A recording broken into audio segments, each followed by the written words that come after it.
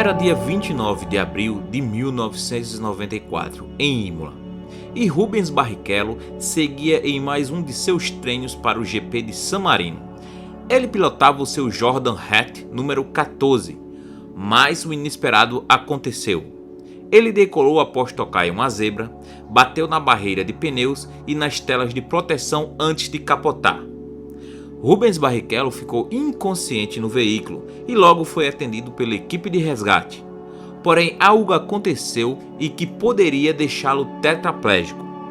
Nesse vídeo você vai ver o que poderia levar a Rubens Barrichello a perder todos os seus movimentos. Olá pessoal, tudo bem com vocês? Espero que sim, é um prazer estar mais uma vez com você aqui em nosso canal. E você que está chegando pela primeira vez, seja muito bem-vindo a Physio Runner Brasil. Para você que não me conhece, meu nome é Heberto Araújo, sou fisioterapeuta especialista em fisioterapia esportiva, atletas de alto rendimento e em fisioterapia neurológica, tá bom? Eu atendo as mais variadas patologias a nível neurológico. No vídeo de hoje iremos analisar um pouco do acidente que Rubens Barrichello sofreu em 1994. Dois dias antes do acidente fatal com o piloto Ayrton Senna, isso mesmo pessoal, 2 dias antes. O Rubens Barrichello estava em seu treino lá na pista de Imola para o GP, tá? Ele estava treinando ali, perdeu o controle do seu veículo e veio colidir, conforme essa imagem mostra, com os pneus de proteção e o carro capotou. Enfim, durante todo esse trajeto do acidente, durante a colisão que ele sofreu, ele apresentou vários impactos ali na cabeça. É tanto que o carro, quando ele parou capotado e Rubens Barrichello já havia perdido totalmente a consciência devido aos inúmeros impactos que ele estava recebendo durante o trajeto até que o veículo viesse a parar. Agora eu vou passar esse vídeo para vocês onde mostra exatamente o acidente de Rubens Barrichello e o porquê ele poderia ter sido um tetraplégico, tá bom? E isso vai servir de alerta também para quem se deparar de repente a um acidente de moto ou um acidente de carro na rua, e evite fazer algo que foi feito nesse acidente de Rubens Barrichello, tá ok pessoal? E vocês também vão compreender o que é a tetraplegia e também vão conhecer as estruturas cervicais, ok? Então vamos lá, vamos assistir um pouco do vídeo de Rubens Barrichello para que vocês possam compreender bem. Esse aqui é o momento do acidente, tá? Vocês observam que o carro capotou várias vezes. O impacto foi extremamente forte, tá? Pronto. Observem bem o atendimento da equipe de socorro, desvirando o veículo. Observaram mais uma vez o acidente para que vocês possam observar com clareza, tá bom? A equipe verificando se tinha algum incêndio, alguma coisa que pudesse ser apagada. E o momento que desviraram o veículo. Então pessoal, vocês observaram alguma coisa assim que poderia, chamou a atenção de vocês, que poderia trazer algum trauma a mais a Rubens Barrichello? Se não, vamos observar em detalhes. Esse é o ponto pessoal, esse é o ponto, tá? O que aconteceu aqui? Vocês observam aqui o bombeiro tentando localizar algum foco de incêndio para que pudesse ser apagado, tá? Vamos analisando aqui a imagem. Agora, ele abaixa aqui também procurando algum foco de incêndio. Porém, aqui ó, se você observar nesse lado tem uma mão que está empurrando o veículo. Agora, vamos concluir e terminar de empurrar o veículo. Pronto. Só até aqui você pode dizer, sim, o carro estava virado e ele estava lá dentro. Teria que desvirar para poder retirar. Vamos lá. Observem nessa região aqui, pessoal. Vocês precisam observar nessa região aqui. Uma coisa que eu falei, ele está totalmente inconsciente. Uma pessoa inconsciente, ela está totalmente relaxada, ela não tem os seus mecanismos de defesa. Ok? Então vamos lá. Desvirando o veículo. Viram o movimento da cabeça dele? Esse movimento aqui, ó, poderia ter deixado Rubens Barrichello tetraplégico. Vamos ver novamente com cautela e com cuidado. Observem bem. É muito rápido, tá? Eu quero que vocês observem bem. Tá procurando incêndio. Agora vão desvirar o veículo. Olha, observem a imagem. Vamos lá. Observaram? Ele bateu a cabeça novamente. Isso aí, pessoal, faz com que a cervical, como os nossos músculos cervicais, eles estão relaxados, a cervical está sem proteção. Porque ele não teria como se segurar ou como se proteger desse impacto, desse balançar da cabeça. Esse balançar da cabeça, pessoal, ele é chamado de efeito chicote, tanto para as laterais como para a frente e para trás. Isso aí pode trazer grandes danos, tanto a nível neurológico quanto a nível cervical, tá? Ou seja, nesses acidentes de trânsito, os pacientes podem adquirir uma lesão chamada de tetraplegia ou paraplegia. Tetraplegia é quando as lesões ocorrem a nível cervical. Paraplegia é quando abaixo da cervical, tá bom? Vou achar uma imagem para vocês, para ilustrar melhor, para que vocês possam agora compreender essas estruturas. A nossa coluna ela é dividida em coluna cervical, coluna torácica, coluna lombar e coluna sacrococcígea. Tá? Na nossa cervical existem 7 vértebras, que são chamadas de vértebras cervicais. Qualquer lesão nesta altura ou em altura cervical, o paciente pode vir a ser um tetraplégico, tá bom?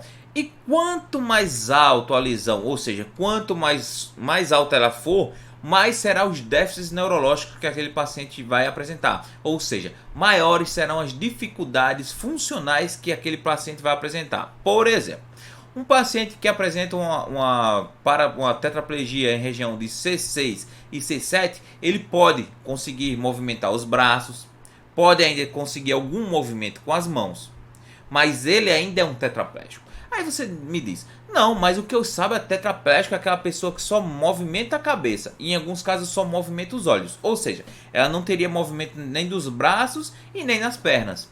Não, pessoal, a tetraplegia é o nome que se dá a qualquer lesão que venha trazer alguma disfuncionalidade a nível neurológico e motor para aquele paciente.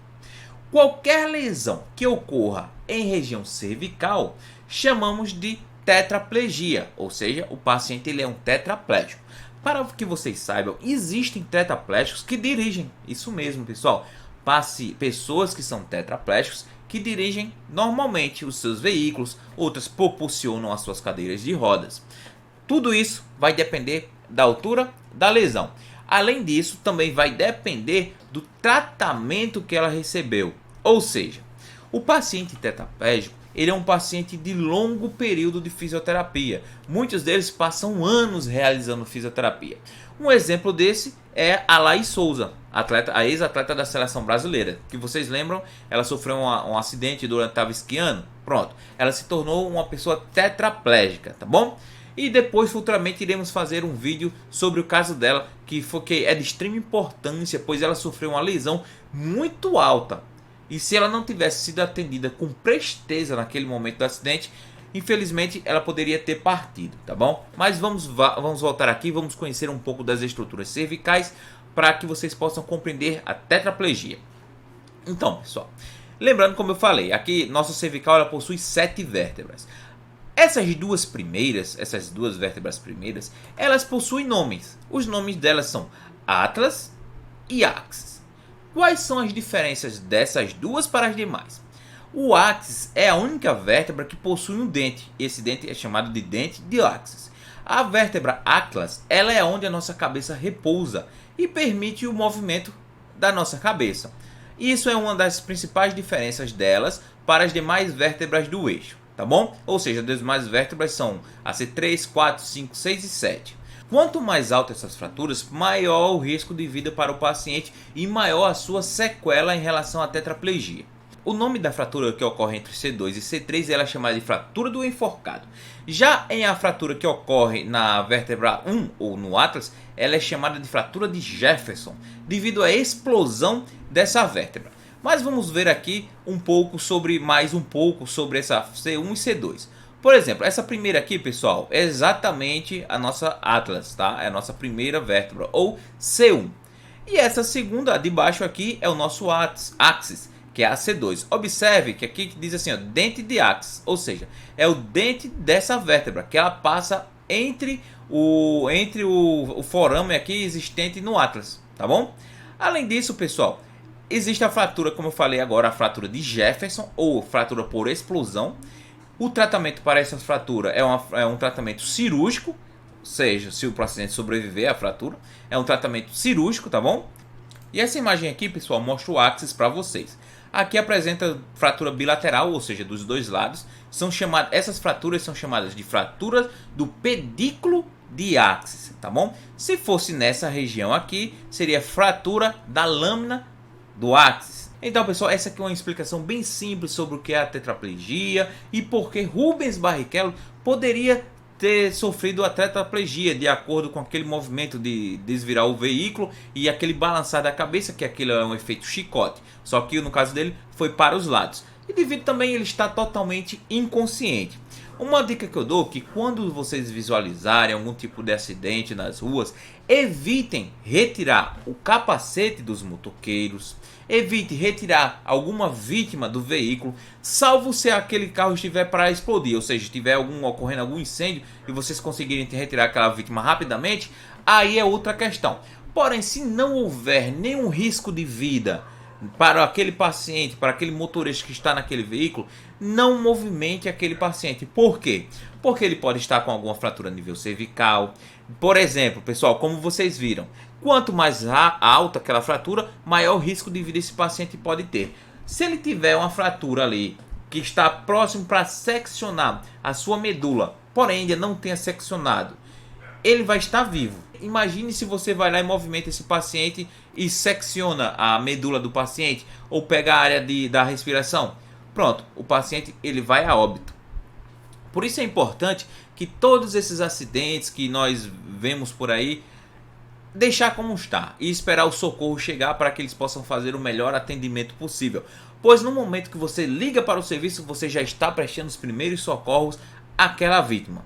Se você não tem condições de realizar um atendimento adequado, não faça.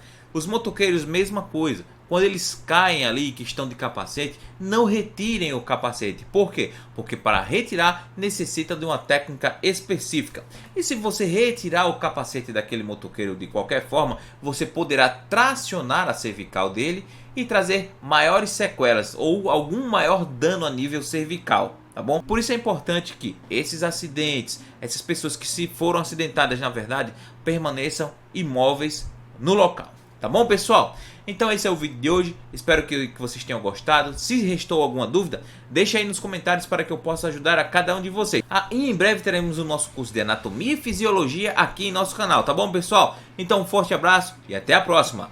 Valeu!